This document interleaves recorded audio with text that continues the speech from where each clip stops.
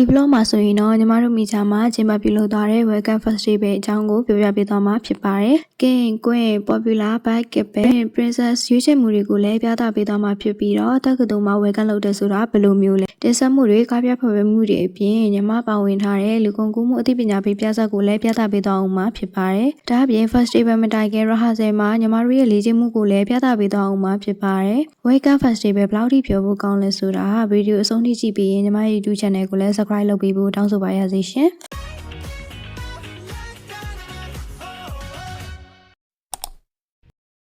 ဒီနေ့ကညီမတို့ Welcome တော်တော်ဟာစေရှိရယ်။မနေ့ကဆိုတော့ Welcome ပွဲတော့ပေါ့။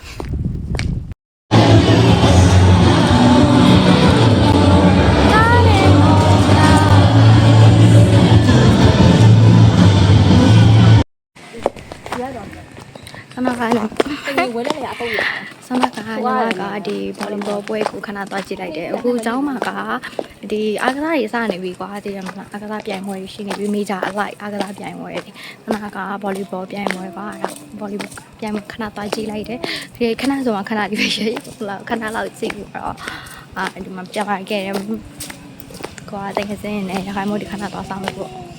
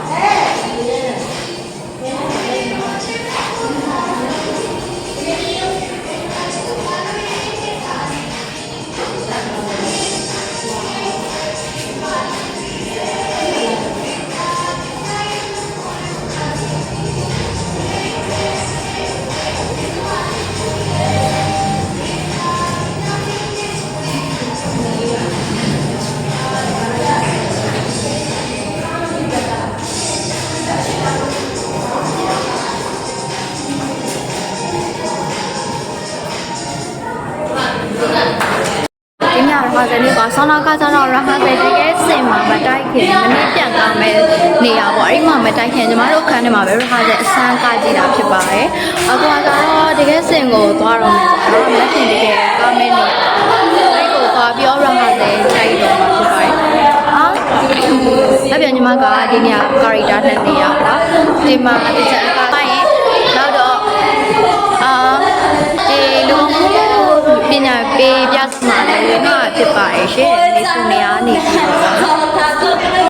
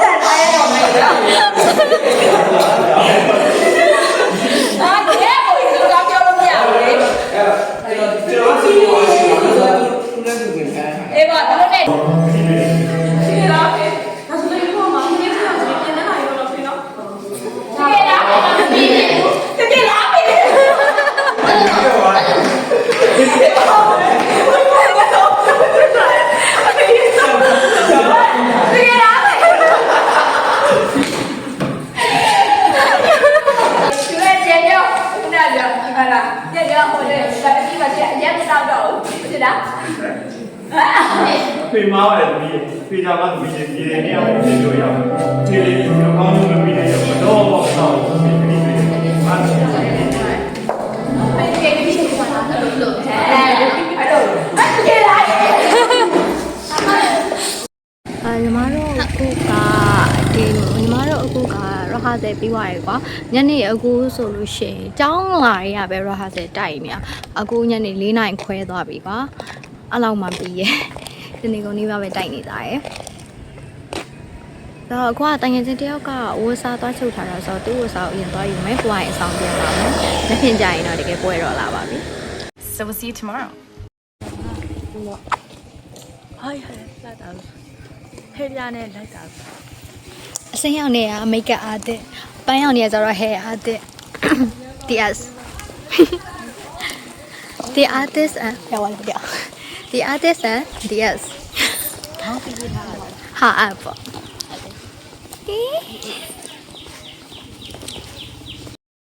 မနေ့ကရဟဆယ်ကွာဒီနေ့ကတော့လောကဝေကမ်ဘောလာချင်တယ်ပါဆိုလားပြော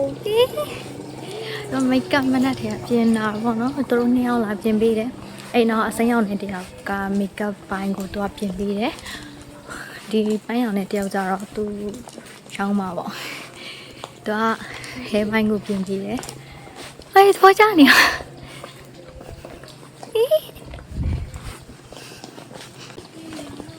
ရှာ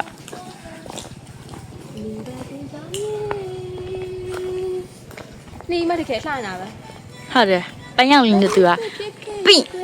并给先。ဒီနေ့ဝေကန်ကညီမတို့ဥပဒေတင်မဟုတ်ကွာညီမတို့နဲ့မျက်နှာချင်းဆိုင်အဆောင်မှာရှိတဲ့ဒီသမိုင်းမေစာနဲ့ဝေကန်ကွာတရက်တည်းဖြစ်သွားတယ်ပေါ့ညီမတို့မေစာ2 ခုကလေအဲ့လို့ဆိုညီမတို့အဆောင်လေးရှိမှဆိုဆိုင်ကယ်တွေပုံနေရောပြမယ်လာဆိုင်ကယ်တွေပုံနေရမှအများကြီးပဲအဆောင်2 ခုမျက်နှာချင်းဆိုင်အဆောင်2 ခုအဲ့မှာဝေကန်ပွဲတရက်တည်းဖြစ်သွားတော့လေ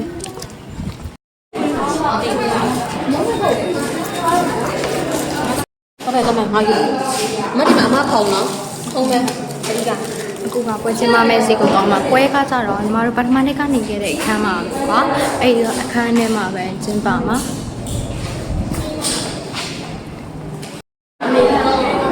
မလေးတစ်ရှူပါလားပြဿနာစီစဉ်လေးခုမြောက်ဆိုတော့ညီမကအခုပြဿနာကားမဲ့သူတွေနဲ့အတူထိုင်နေရဖြစ်ပါတယ်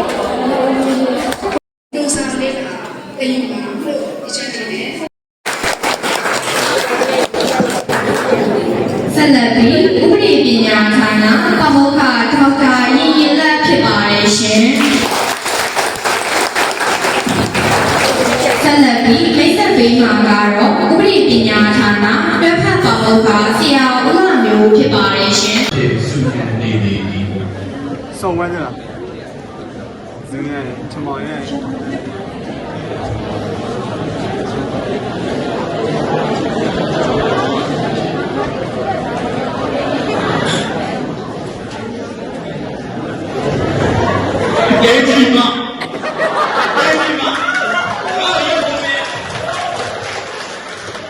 ဒီမုံကိုလည်းကွာ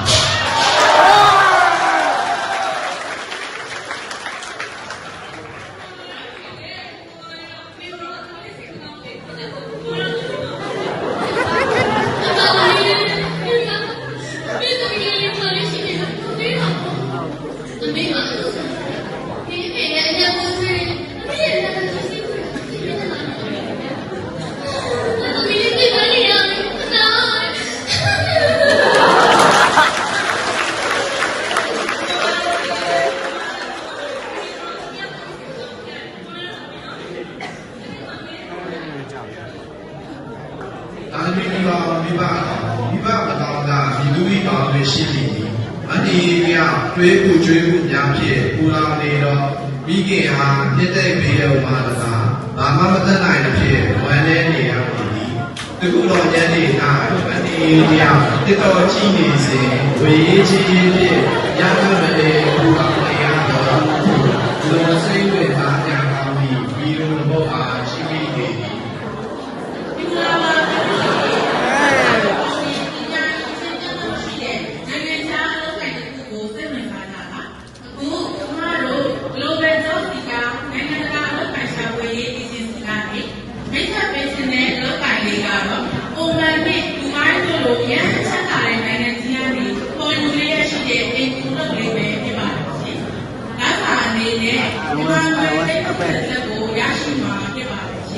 မြန်မာပြည်ဒီပိုင်းအထိရေရေကဒီကပုံရတဲ့အားလုံးကို agency မှအစအဆုံးရှင်းဆောင်ရွက်ပေးမှာဖြစ်ပါတယ်ရှင်။ကိုရောက်လို့အချိန်စပြီးလာခါကြတော့မှနည်းနည်းချင်းချင်းကျက်ဆက်လို့ရတဲ့အရေးစားပလန်လေးနဲ့ဆောင်ရွက်ပေးနေပါတယ်နော်။အခုညီတို့သူများကကျွန်တော်တို့ global job ကနိုင်ငံတကာလောက်ကိုင်ဆောင်ဝင်ရေး agency ကနေပြည်နာပြည်သားများကိုအမြဲတမ်းဆက်ခဲ့ပါတယ်။ရွာလိုပဲကြောစီကပြည်အကျိုးစီးပွားကိုလာတော့အကောင်းဆုံးပြီး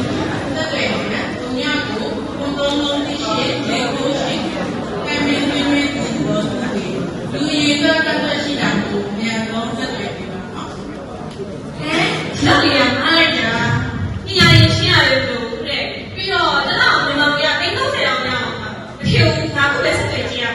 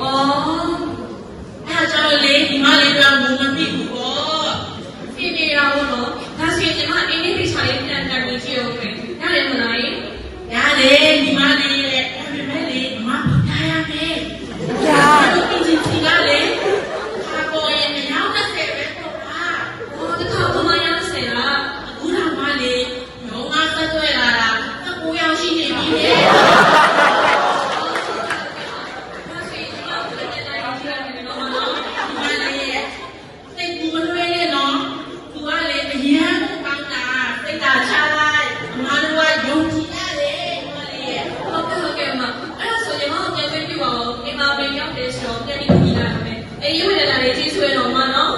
အေးပါညီမလေး မန္တေဒီမျောလင်းချက်အေးပြေးထွက်သွားလိမ့်မယ်မဆုဝေဒီပြန်သွားတော့မန္တေနောက်ချုံကိုကြည့်ရင်အိမ်ကပါပြောင်းလိုက်တယ် ဒီကွေနဲ့တိုင်းမဲ့သူ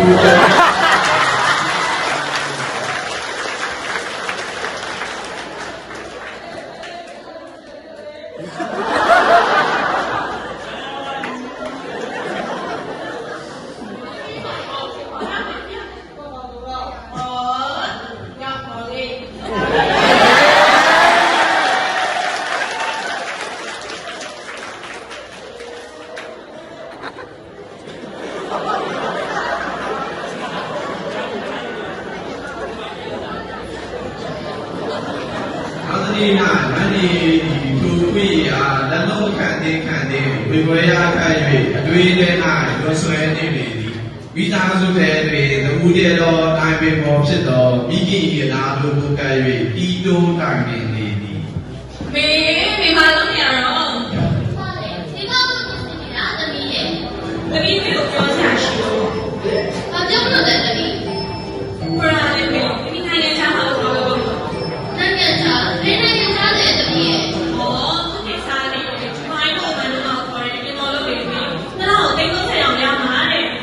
အော်နိုင်ငံခြားဆိုတော့နိုင်ငံကိုလက်မှတ်တယ်နေနေလက်မှတ်တယ်အဲ့ဒါရဲ့ခြားတော့သမီး။အမေတို့ကအဲ့လိုရှိဘူးလေသမီးရဲ့။အဲ့ဒါလည်းရှင်တော်ဘူး အဲ့ဒါလည်းဘာမှဆက်ဘူးလေမေတမီးကိုယ်တိုင်အချင်းမလေးစကားပြောပြီးသွားပြီသူကအဆဆရတော့ဘက်ကနေပုံကြည့်မှာတဲ့ဒီကိုယ်တိုင်ကြောက်သွားပြီလို့ပြောရမယ်မေ ။အော်အဲ့ဒါဆိုတော့အတော်လေးတော့အဆင်ပြေတာပေါ့။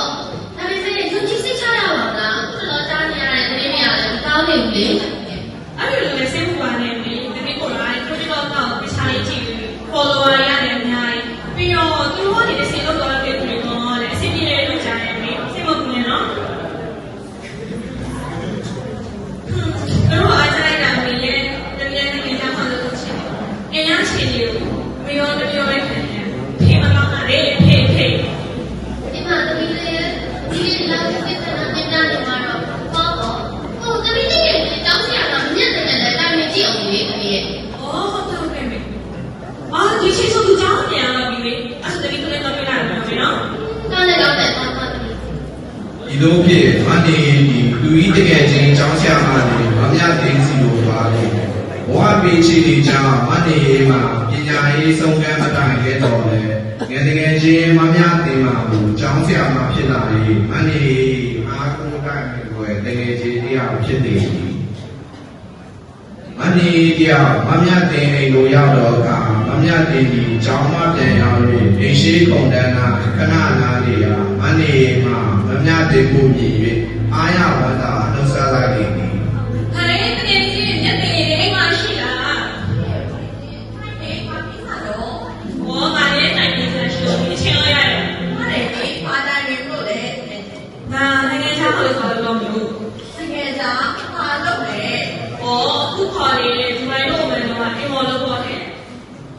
တကယ်ကြောင့်ဘာလုပ်တော့တာတော့ဟုတ်ပါဘူးဒါပေမဲ့ဒီစာတို့ဒီလက်သက်ကတော့ဘယ်လိုလဲ အဲ့ဒါလည်းဘာမှစိတ်ကြည်နေတယ်ငါလည်းခြားဆုံးတယ်မျိုးပါ passport တို့ visa တို့ကိစ္စတွေပေါ့သူတို့ကလည်းစိတ်ကြည်နေမှာတဲ့ ဟုတ်ရောဒီအေးရဲ့ငါလေးနဲ့ဒါနေအေးလုပ်ပြီးခေါ်တယ်လို့တောင်းပါဒါပေမဲ့စိတ်ကမှရှက်တော့ကလူနေကြီးတဲ့ကိုဦးတွေလည်းနားတယ်လေ အဲ့လိုတော့ဖြစ်နိုင်ပါဘူးတဲ့တို့တော့ကမလေးခြားစီပြီး follower လည်းအများကြီးတဲ့ ဒါနဲ့ဒီကျအချင်းချင်းနဲ့မပါလေ ဟော global ချောစီပါတဲ့ကျွန်တော်မှလည်းဒီလိုဒီလက်ရှာစီလေး အေးငါရှာကြည့်လိုက်မယ်လေ ဒီနေ့တိုင်းချီလို့ပြည့်တာနဲ့ဟဲ့ဒီနေ့နေ့ပြပြမှန်းတော့ဘာလို့ကြည့်ရတော့ပြီးတော့တလောက်လည်းတင်းသုံးဆရာမရမှာတဲ့ဘာလို့ဒီဖိကိုလည်းလို့ဆုံးရှုံးချင်ကိုနေကြီးရဲ့ ငါလေးကိုနားလိုက်ပါတယ်ငွေချင်းရဲ့ဒီတော့ချင်းတော့ပေါ့အမေကတတိယပရောပေးတယ်အနေအဆက်တွေမဖဲရအောင်နော် ဒီမောအမှန်တရားလည်းရှိနေမှာပေါ့ဒီလိုဆက်တဲ့ဖဲရမှာလေနေကြီးရဲ့ အေးခါလေးနဲ့လေးအောင်နော် ဟောအဲ့ဒါတော့စဉ်းစားရတယ်ခုနကမှငါမင်းရဲ့တိုင်ပဲပြာအမေကဒီစတဲ့ကမှာဆိုတော့ဒီနေ့စကားပြောကြည့်တယ်စင်မြေချိန်မှာတော့တော့လေ အေးဆက်တွေတော့မဖဲရအောင်နော်ငွေချင်း အဲ့ဆိုငါတော့တော့မယ်နော်ဒီမှာမင်းချောက်တယ်ဒီည အေးယူဆိုင်နေအောင်နော် အေးတော့လည်းနေချင်တာ အိ တို့ပြန်သွားတော့မတ်နေရာကြီးကြည့်ရင်မပြတဲ့တရားတွေးများစွာဖြစ်ကြံခဲ့သည်မတ်နေပြောပြတော့အလောက်ကရာတန်ရာရှိ၍စိတ်မချတော့လဲမိဘ၏ဒုက္ခကိုပူဇာခံပိုးပေးချင်တော့မတ်နေအဖြစ်ကိုစာနာနားလည်ပြီးယူနာစိတ်ဖြင့်စိတ်ပူမိရမည်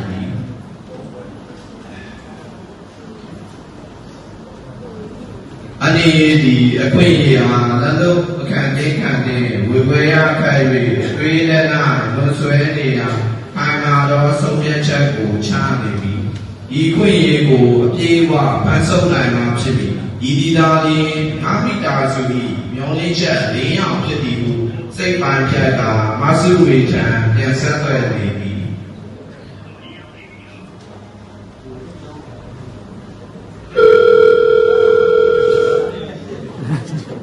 ဟယ်လိုပြောဆိုရအောင်တင်ရှင်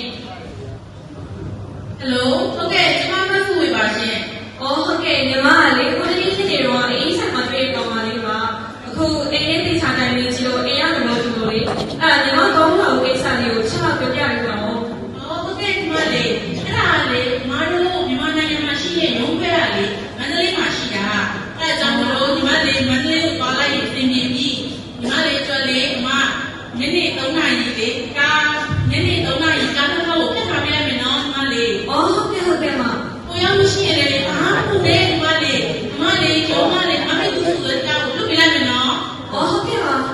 ကိုရောက်မရှိရင်လေညီမလေးသူနဲ့ဆက်သွယ်လို့ရအောင်အမဖုန်းနံပါတ်ကိုလေမက်ဆေ့ချ်ပါမှာပို့ပြရမယ်နော်ညီမလေးအော်ဟုတ်ကဲ့ပါမကျေးဇူးပါနော်အော်အေးပါအနေကသူဤတကယ်ချင်းကြောင်းဆရာမလေးဟာပြန်လည်ဆက်သွယ်၍မန္တလေးတို့တတ်သွားတော့ပြီဖြစ်ကြောင်းဖုံးဆက်လမ်းပြောအတိပေးနေသည်ဟယ်လိုမြတ်သေးလားအေး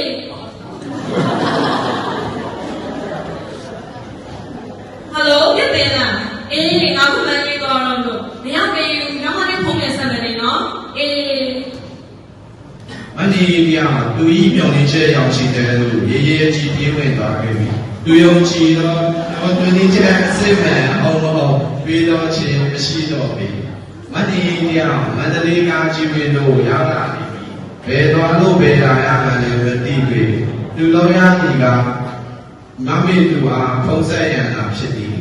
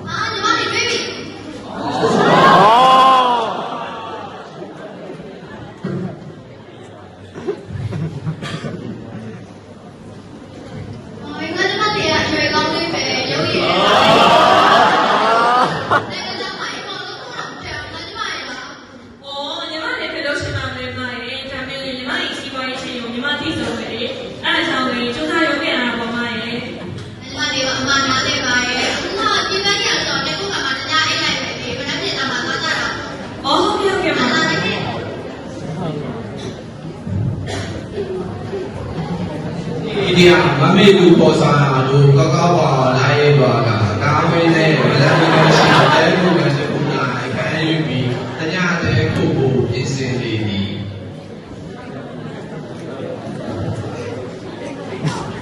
မနမလေးကတီလာကိုပဲကြလာတာဆိုအိုက်စာလေးကိုပေါ်မှာစားကြတယ်လိုက်လိုက်ပဲ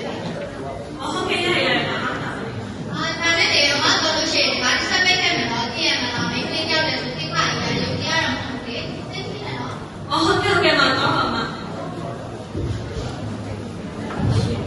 ဖြင့်မတ်နေတယောက်လည်းခံရရှိနေစဉ်တကယ်ချင်းမများတဲ့ဒီမှာဖုံးဝင်လာခဲ့နေသည် ဟယ်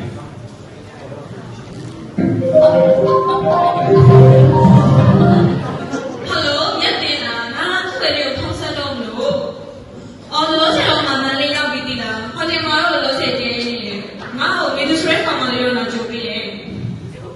ဟုတ်လားငါတို့ခုနင်းစီတိုင်းကနေကြပြီနေ့တိုင်းခုပဲနဲ့မဲ့ငါပါလေခဏမကောက်ဟမ်ငါတို့ဟုတ်လားဘာလို့မလိုက်လာကြရလဲဟာတင်းခုပဲနဲ့မဲ့နဲ့ခဏမတော့ပြောစမ်းပါမဟုတ်သေးပါဘူးလေဘာလို့မလိုက်လာကြလဲပြောစမ်းပါစိတ်ကူးတာလေဒီမှာငါမဖြစ်ဘူးဟဲ့ဒီခုလူကောင်ကူခံရတော့မှသိရလားဟမ်လူကောင်ခံရတော့မှဟုတ်လားဟုတ်တယ်ဒီပြောရင်း agency ကတော့ငါစုံစမ်းကြည့်ပြီးသူတို့ follower များရဲဆိုတော့လေသူတို့ follower များရဲအကောင့်ဝယ်လာတာသူတို့ကျွန်တော်မှမြင်နေလူတွေကလေသူနဲ့သူတို့စက်တိုက်ထားတာတဲ့ဟုတ်ရောဟုတ်ရလားဟဲ့ဒီဟာဟုတ်ရောဟုတ်ရလားဟုတ်တယ်အခုငါတို့နေစီလိုက်ကနေကြပြီဒီတဲ့ခုပဲနေနေခဏတော့အော်အေးဟိုငါတယောက်လုံးလည်းအင်းမိတာတဲ့အခန်းနံပါတ်206နေရာလိုက်လာတော့တကယ်ကြီးငါစိတ်ဖတ်ပြီတိတ်မပူနဲ့နော်တကယ်ကြီးငါတို့ခုလိုက်မှနေပြီနေရတော့မျက်စိနဲ့နော်ဒါပဲနော်တကယ်ကြီး နာချာမမေလူတရားခိုင်တဲ့တို့ပြန်လည်ရောက်ရှိလာနေပြီမနေဒီလူကုန်ကူးခံရတော့ဖြစ်ကိုတွေးကြောက်စိတ်များငယ်လေးရောက်နေတော့လေမမေလူမရဲ့နေအောင်ပုံပြီးပြောဆိုနေရနေပြီ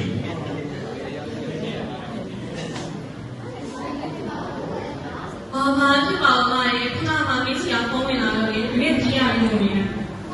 မှာလေစမ်းဖို့လာနောက်တိုင်းကအားလုံးစင်ပြပါမယ်နော်ဒီမှာလေဒါနဲ့အဲ့ဒါရော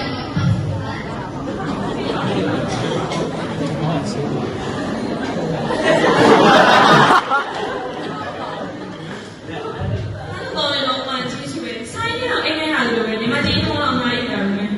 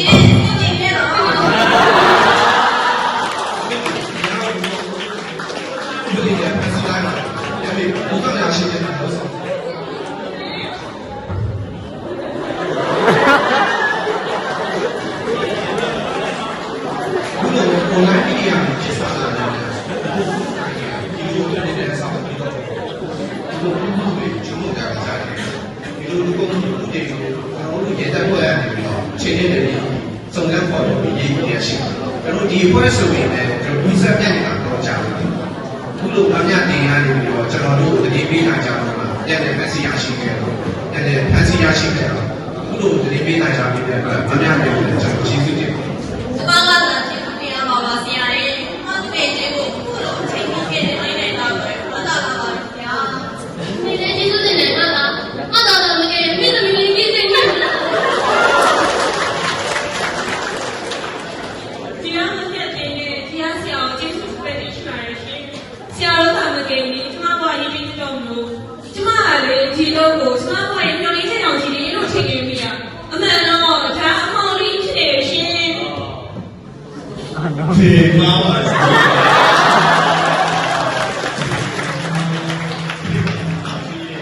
ဒီနေ့အမေဖြစ်ကြရဒီမှာတော့ဒီရစာလို့နေဒီချက်ကိုဘယ်တော့မှမတော့ဆုံးဖြတ်နိုင်ပါဘူး ဒီတော့ဟာတော့ဖေးဒါဆိုရင်ဒီမှာမလေးချက်အောင်ရှိတယ်ပြန်လာနိုင်ပေါ့နော် အတီးရဲ့ ကျွန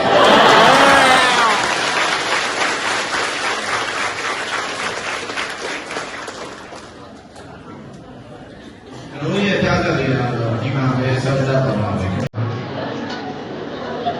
ဒီစဉ်မြန်မာနိုင်ငံမှာလူရောက်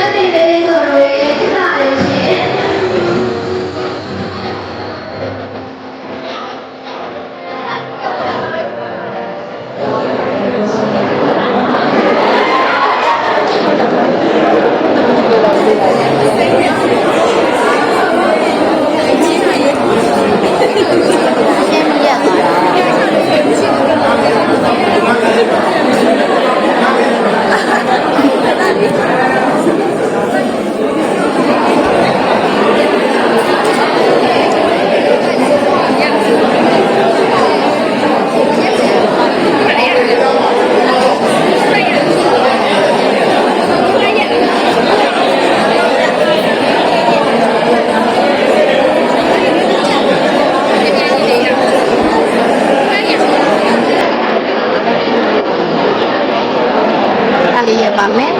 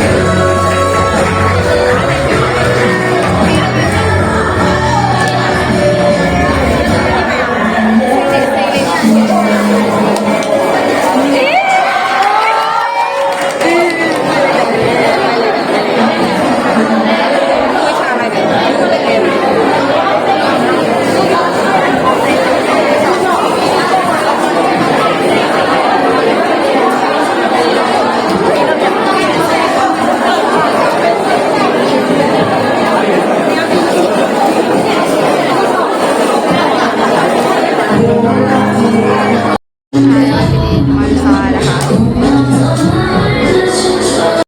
ာရဲ့လုပ်ပေါ်မှာကပ်တရားမှာဖြစ်ပါနော်ပေါ်ပူလာနော်တရားဒီလိုတွေအော်ပိုက်ဖို့ပါလေနော်ဒါအောင်လည်းပြနိုင်ပါလေ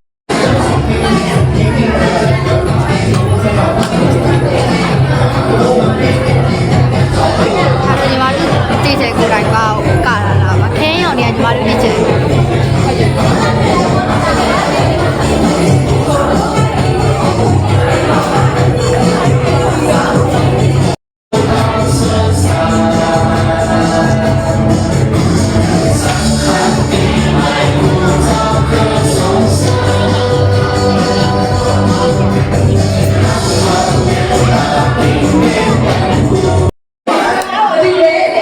好久。 ကဲဆရာဒီကုန်တဲ့အစီအစဉ်မှာဘယ်အစီအစဉ်ကိုကိုကြီးဆုံးသင်တာလဲ ကျွန်တော်ဘာမှမလုပ်တဲ့ princess ကိုရင်ကျင်လာတဲ့စကင်း ဟုတ်ကဲ့ပါဆရာကဲ princess တဲ့ဟောဘက်ကကိုကြီးကဘူးလို့ချင်တယ်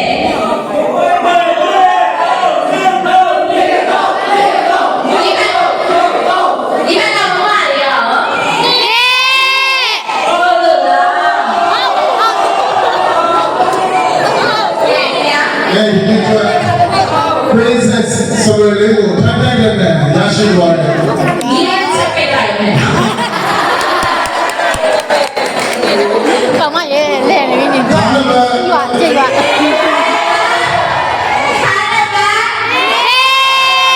ဘာလို့ဆိုင်လဲ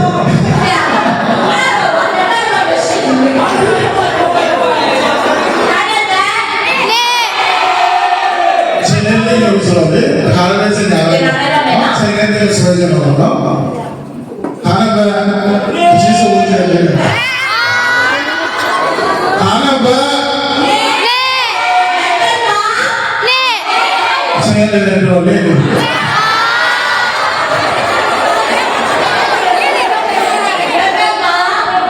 ဘောဒီစက်တဲ့ princess စုကိုနော်ဆိုရလေးကိုပေါ်ထိုင်လိုက်တဲ့ရရှိသွားတာအဲ့တော့ ဒီခုံလေးဒီဒီခုံလေးမှာ ခါရတဲ့ကျင်းနေတယ်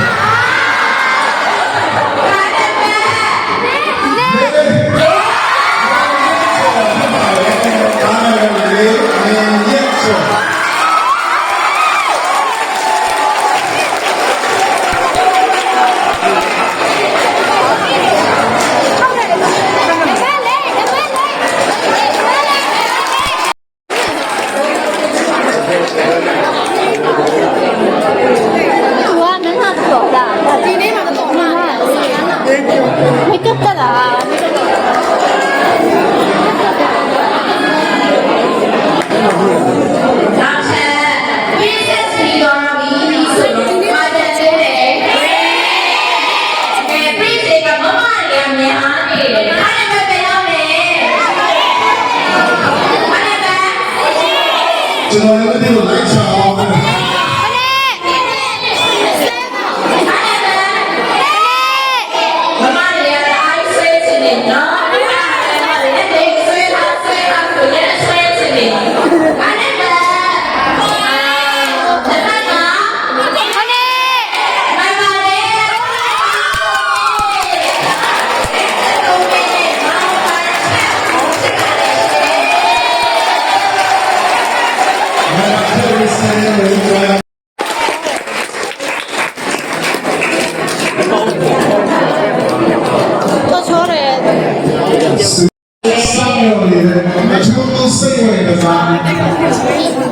Formula Awards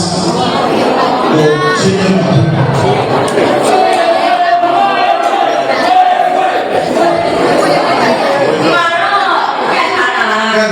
really love it. Check out that ceremony. Carnival.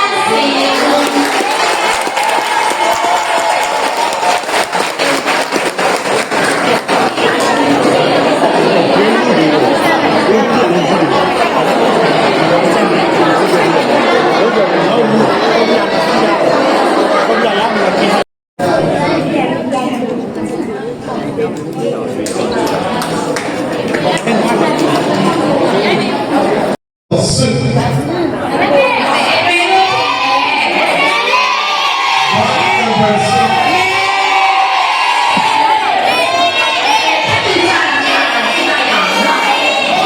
နေ့ကျွန်တော်တိတ်ကြည့်ရကျွန်တော်ဒီလိုကြီးဆိုတော့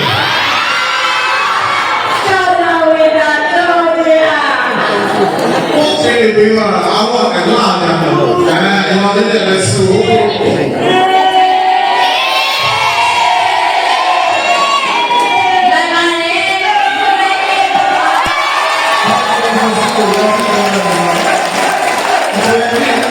မောင်ကန်စင်ဦးနဲ့မတ်ချောပြီးတော့ကျွန်တော်တို့ဖြစ်ပါတယ်စင်ဦး အဲ့ပို့စေတဲ့တော့ဘေးတဲ့ပို့စေရောကြလို့တဲ့ရှင်းရပြီးတော့ပို့စေတဲ့ပြီးပါအောင်တဲ့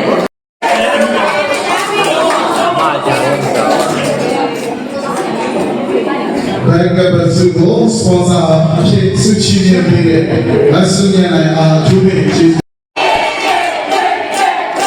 ဒီကိုကိုပြီးချင်တာလားဝင်းကိုကိုပြီးချင်တာလား 我半年见到。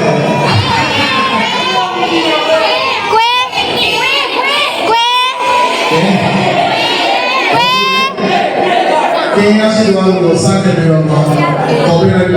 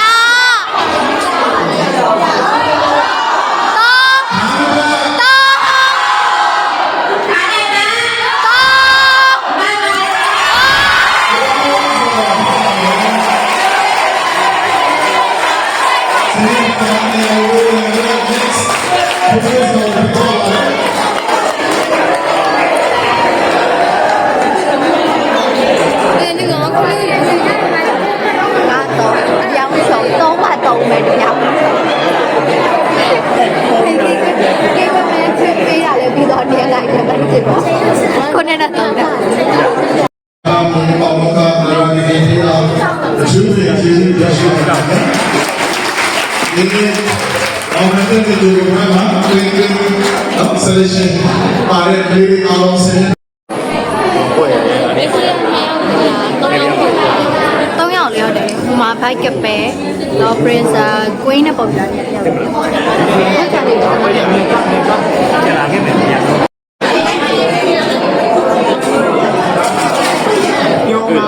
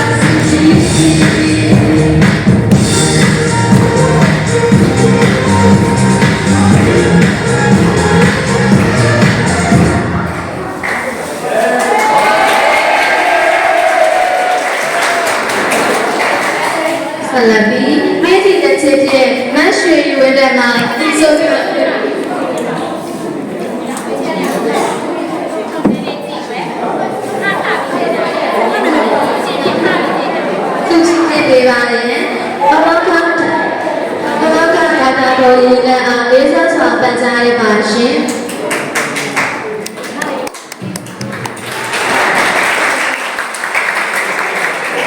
သူကြည့်နေပါတော့ဘာသာတော်ရည်နဲ့အားကျေးဇူးပြုပြီး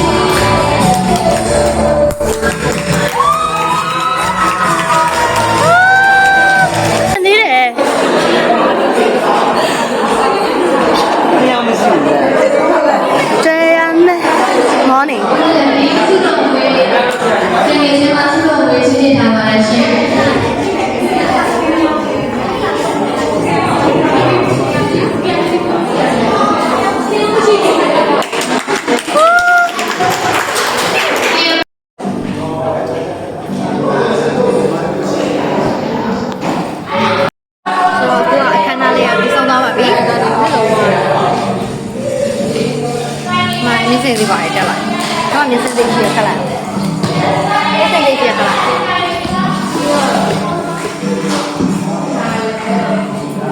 နာတော့မနာဘူးလက်ရှိမှာတော့ခလေးအမေနဲ့လူကုန်ကူးတဲ့သူနဲ့ရင်းနှီးနေရပါတော့ပြောမယ်ဆိုရင်ခလေးနဲ့တော့ပေါ့ချောလေးတက်တော့ဆောက်လိုက်တပွန်ရိုင်လိုက်နေကြတဲ့မှာအချိန်ကြီးအများကြီးကုန်တယ်အခုကတော့ပြန်ပါပြီ